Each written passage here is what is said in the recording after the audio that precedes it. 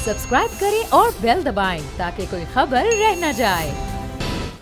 आलमी सतह पर भी अब पाकिस्तान को उन ममालिक में शामिल किया जा रहा है जहाँ पानी की शदीद किल्लत है, और हम देख रहे हैं बलूचिस्तान से बड़ी हौलनाक खबरें आ रही हैं। लोगों को पीने का साफ़ पानी मैसर नहीं है।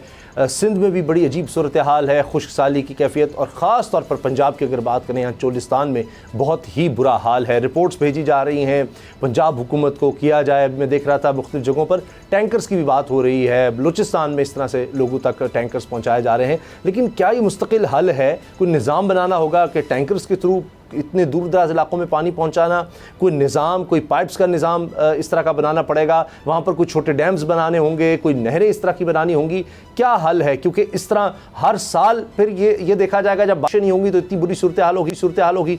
लगारी साहब, अब जितनी सूरत हाल ख़राब हो रही है, क्योंकि हम देख रहे हैं कि पानी की किल्लत काफ़ी सालों से बात हो रही है, पूरी दुनिया में ये एक अलमिया है, और ख़ास तौर पे पाकिस्तान अब उन मुल्क मालिक शामिल हैं जहाँ पर ये खुश्क साली, खुदा न खास्ता अल्लाह ना करे, ये कहत साली की तरफ जा सकती है। यानी अभी पानी की कमी है, और इस पानी की कमी की वजह से खुराक की कमी हो सकती है। जिस तरह आपने भी बताया कि लोगों के जानवर मर रहे हैं, तो उसके बाद तो उनके पास तो कुछ भी नहीं बचता, कोई ज़रिया मुआशी नहीं कि वो उसके ज़रिए को खुराक का इंतज़ाम कर सकें।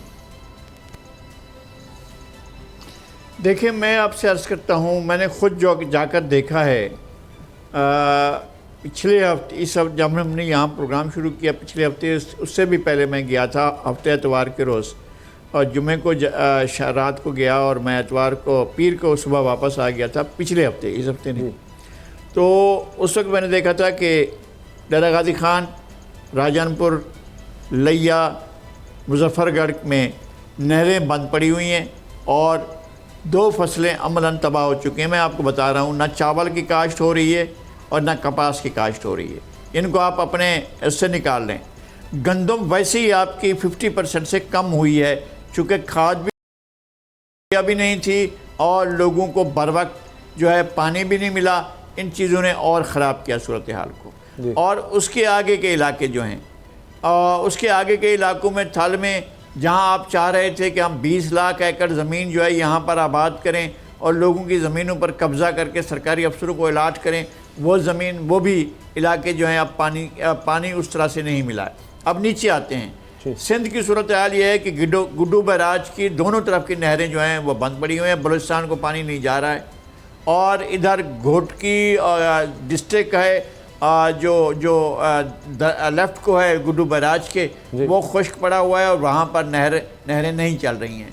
उसके बाद आगे बढ़ते हम सखर बैराज में। सखर बैराज में ना तो रोड़ी कैनाल बह रही है, ना दादू कैनाल बह रही है, ना नारा कैनाल बह रही है, तो यहाँ पर भी सब कुछ बंद है।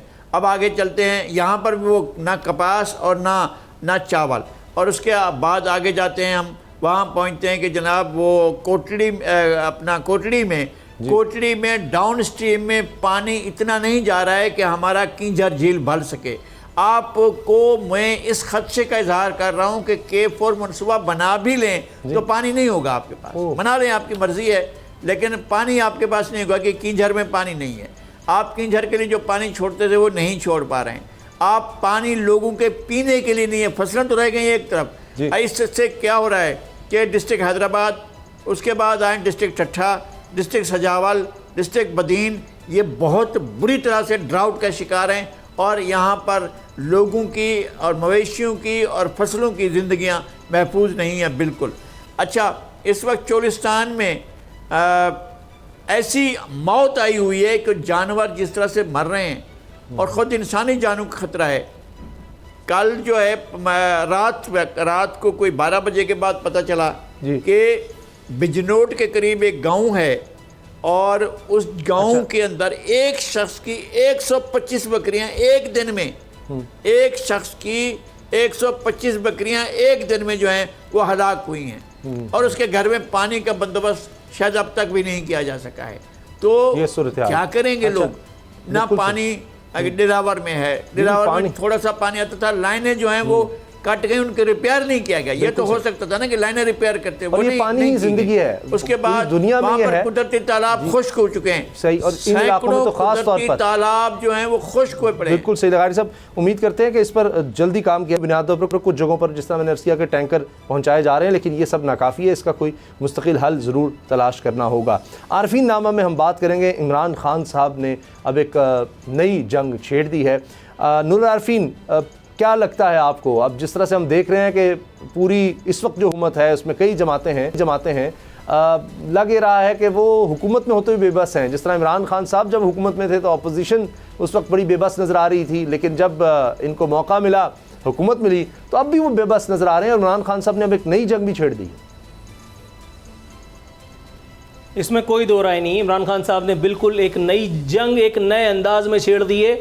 बहुत सारे लोगों के हाथ पांव फुला दिए हैं। इमरान खान साहब ने तबले जंग बजाया तो बहुत पहले था, लेकिन अब जिस आर्टिस्टिक अंदाज में उन्होंने इस जंग में कुछ और हलकों को शामिल किया है, इंतहाई हैरत का बायस है। वो कहा जाता था कि अनाड़ी का खेलना खेल का सत्यानाश, लेकिन बाज़ दफ़ा अनाड़ी समझा जाने वाला खिलाड़ी ऐसे दाव लगा देता है कि बड़े बड़ी अक्लें जो है वो चकरा जाती हैं। इमरान खान इस वक्त बड़ी बड़ी अक्लों को चकराने का सबब बने हुए हैं।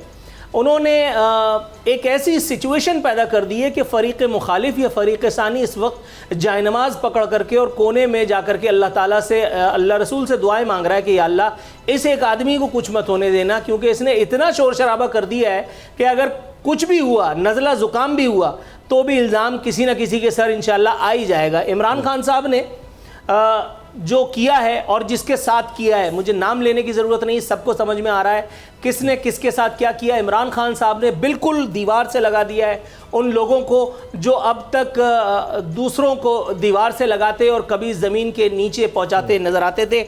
मैं 2 अदद ट्वीट्स बल्कि ख़बरें आपकी खिदमत में पेश कर दूं इमरान खान साहब की सिक्योरिटी के पेश नज़र। इमरान खान साहब के वजारत दाखिला के एक ऐलान के मुताबिक इमरान खान की सिक्योरिटी पर FC के 72, 72, इस्लामाबाद पुलिस के 22, 22, KP पुलिस के 36, 36 और गिलगित बल्तिस्तान पुलिस के 6 एहलकार तैनात हैं। घर से निकलने पर पुलिस की 4 और FC की 1 अदद गाड़ी उनके हमरा होती है, जिसमें 28 मुसल्लह एहलकार इमरान खान साहब की हिफाजत करते हैं। एक और मौसूफ बताते हैं कि इमरान खान की सिक्योरिटी के लिए टोटल 171 एहलकार बैक वक्त हरकत में होते हैं। एक और मौसूफ बताते हैं कि इमरान खान की सिक्योरिटी 171 नहीं 201 अफराद 201 मुसल्लह मुहाफिज कर रहे होते हैं। और पिछले हफ्ते जबकि हमने बताया था कि इमरान खान जब जलसों के लिए निकलते हैं तो उनकी पिछले हफ्ते की मूवमेंट में 1100 मुसल्लह मुहाफिज इमरान खान की ज़िंदगी को इंश्योर करने के लिए, उनकी हिफाजत को यकीनी बनाने के लिए उनके साथ मूव कर रहे थे। आज वज़ीर आज़म शहबाज शरीफ ने भी उनके लिए चीफ सिक्योरिटी ऑफिसर का फौरी बंदोबस्त करने की प्रोविज़न दे दी है।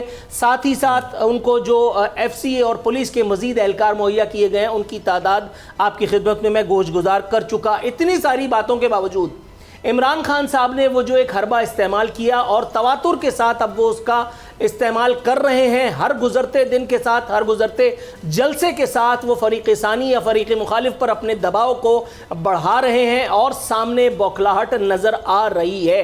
ख़ुद अब मुझे नज़र आ रही है, तो इसका मतलब है अब कोई आंख का अंधा भी नोट कर सकता है। इमरान खान साहब ने ये जो वीडियो वाला हरबा इस्तेमाल किया है, इमरान खान को ख़तरा हो या ना हो, लेकिन इमरान खान ने जो एक तीर चलाया है, न जाने कितने कुलूब के पार गया है, न जाने कितने कुलूब और अज़हान इससे मुसक्कर हुए। मुसक्कर को इन्वर्टेड कॉमाज में ही समझिएगा।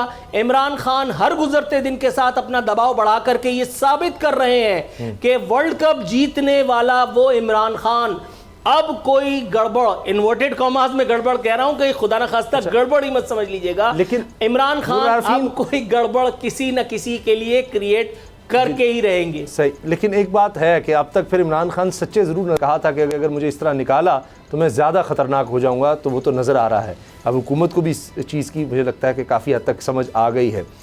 प्रोग्राम देखने का शुक्रिया। कुछ ही देर में आप हेडलाइंस देख सकेंगे। इजाज़त दीजिए, अल्लाह हाफ़िज़।